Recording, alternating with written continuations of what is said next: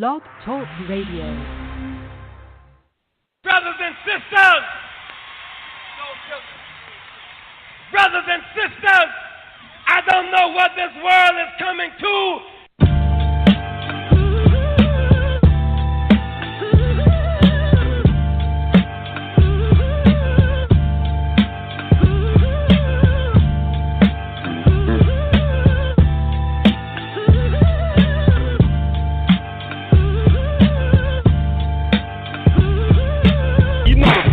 Once again, it's time.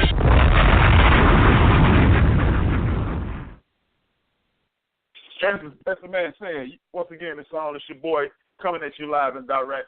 Seems as if we've had a little technical difficulties. My scheduled guest, I haven't been able to get in contact with him, so guess what? You got to listen to me for 2 hours. 760-888-5753 is how you get in contact with me.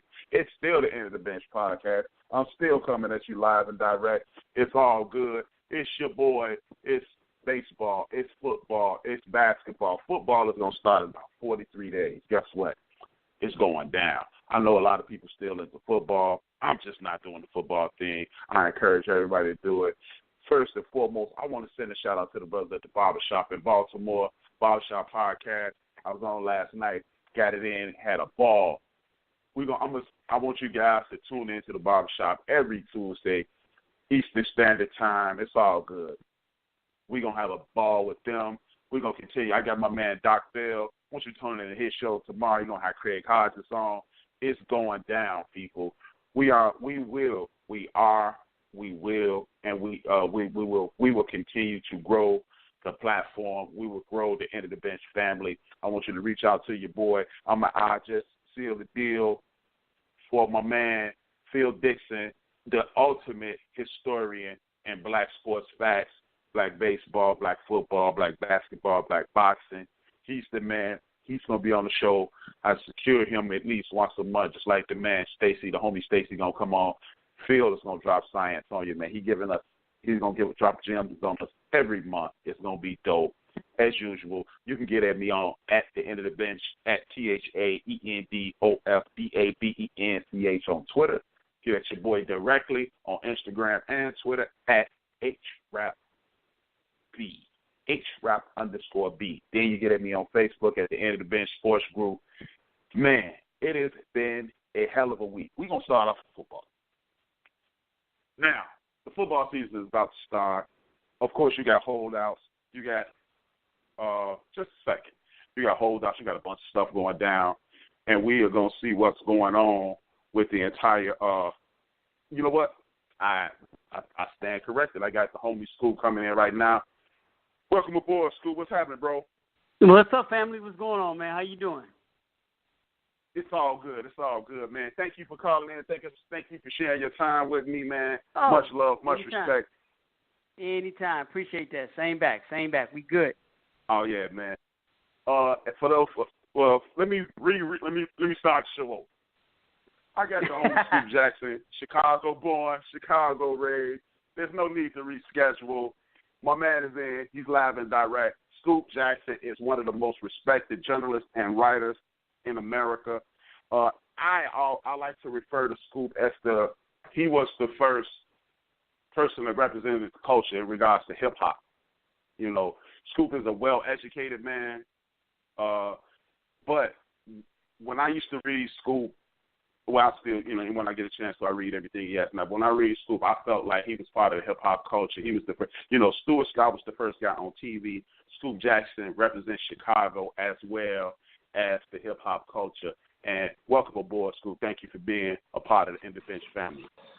Oh, man, no problem. And there's a reason because of that is that I, unlike a lot of other cats in the industry, I didn't come up with a sports background. I actually came up with more of a music-based, political-based background as far as education was concerned. And I did my master's thesis at Howard University on hip-hop. I was one of the first people to ever really study hip-hop at that level and look at it as an art form and use an advanced degree as part of your study to basically look at hip hop in a different way, as opposed to the way the media was looking at it, and as opposed to the way part of American society was looking at it as a disposable source of entertainment.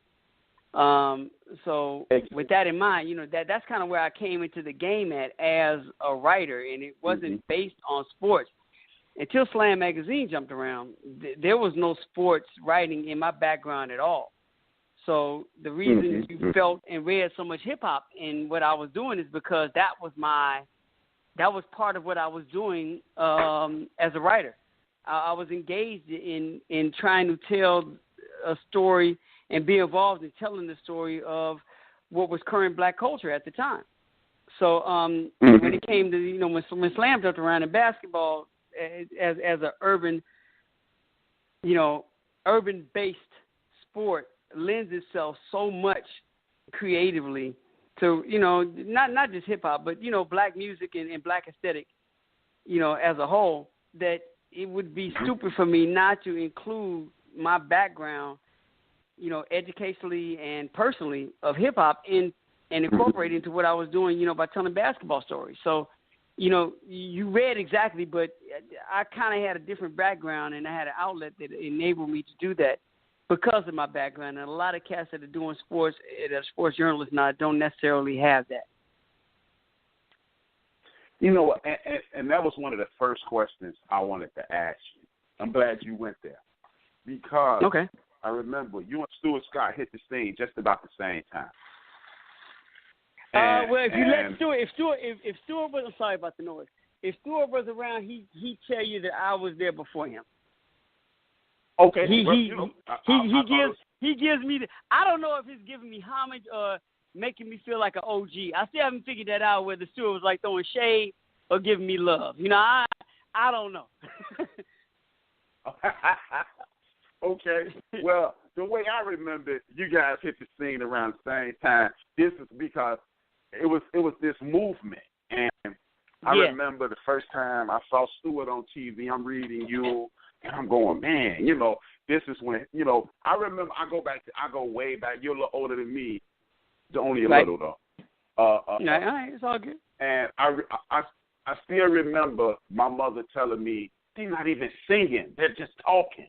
And, me and my mom battling about, that's not music. And then all of a sudden, I'm 12 hearing that. Turn that nonsense off.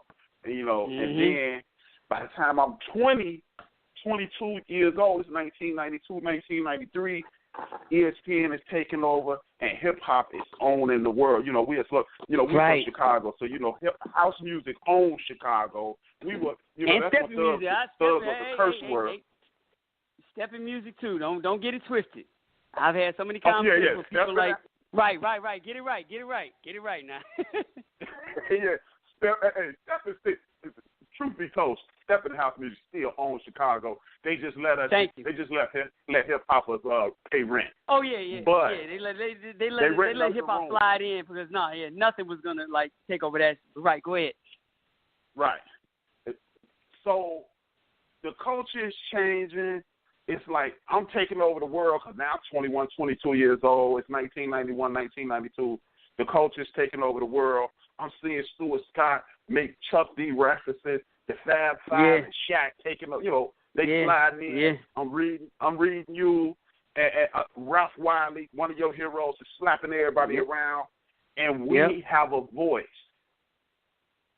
Somewhere between that.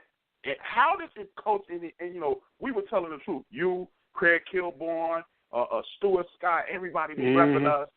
And all of a sudden, I look up now. I'm about to be 48 in a few weeks, and none of that exists anymore on TV. Help me understand how did that happen? How do we total control?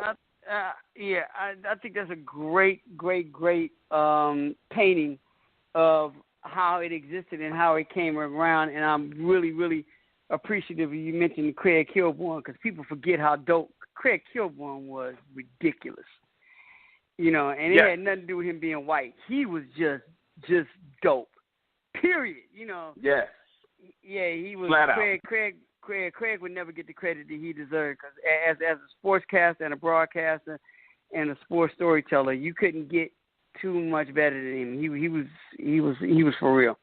But like I said, you painted a great picture of how it was. And to answer your question as to why you don't see that anymore, and I'm not trying to throw shade at the company that, you know, I work with now, which is ESPN, but this is what happens.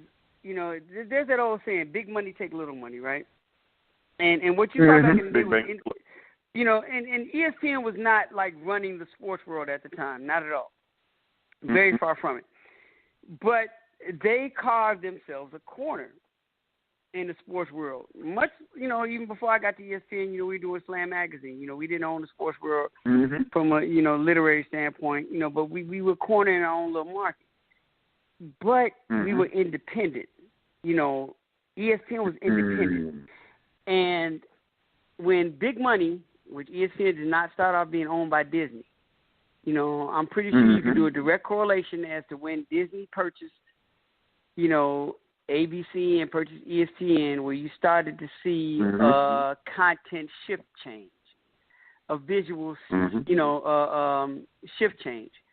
You know, and much like, you know, Slam Magazine, you know, we started out, we were great, independent, and then we got bought out by, you know, various publishing companies. And when you start getting, you know, that money, you have to be responsible to board of directors and advertisers and the other, your content starts to change. And I think, you know, in the context of what you're talking about, you know, I'm bringing up two instances with two entities that at the time were at the forefront of the visual and literal movement that you're talking about, that you witnessed changing. And I believe that change happened when they became less independent, and the larger they got because of that lesser independence. You know, and once again, big money take little money. When big money starts swallowing up little money starts to change. And, you know, the foundation that little money established themselves on, what made their reps on, you know, what they put their teeth on, what made them who they are, it reshifts because, you know, I don't want to say just put it on money, but it's notoriety, it's money, it's fame, it's responsibility, it's all that stuff comes into play where it wasn't at play, in, you know, in the beginning. And that changes. You know, that changes the dynamic and the narrative of what companies do and you know, the output and the outcome, and as it affects those people that consume that. So while you're saying you don't see that on TV anymore, true, because nobody's trying to be what ESPN once was before. You know, yeah, the Bleacher Report is doing this and I'm doing that, but they're not. They're still doing it at a level where there's risk involved. You know, ESPN, and I say this all the time, you know, they used to be the cool kids on the block. That's what made them unique. Right, exactly, right. They were the cool factor. Slam, I'm not saying Slam's still not, but Slam, we used to be the cool kids on the block. You know, so when you're ESPN and your fight is against CBS Sports and your fight is against NBC, you know, and your fight is against, you know, major companies, and there's nothing major about you, you have the right to take chances and, like, do things because you're trying to be different. So instead of putting, you know, so-and-so at the front, no, we're going to put Stuart Scott at the front. You know, when you're Slam Magazine, you're fighting against Sport News and Sports Illustrated, nah, we ain't going to put so-and-so at the front. We're going to put Scoop at the front. You know, we're going to let Scoop, you know what I'm saying? So there's a difference. But what happens is that is everything in life, you start to grow. And 9 times out of 10, like you said, you're 48 right now, right? You don't do the same things at 48 that you did at 18. You don't take the same risks at 48 as you did at 28. Because now, in your mind, and that may be your reality, you got a lot more to lose. Apply that same theory to what we're talking about right now. Slam grew. It had more to lose, so it's going to play it safe. ESPN grew. It had more to lose. It's going to play it safe. So the reason you don't see that anymore is the people that started that were at the incubator, at the genesis of changing this whole sports narrative and combining it with hip-hop and expanding that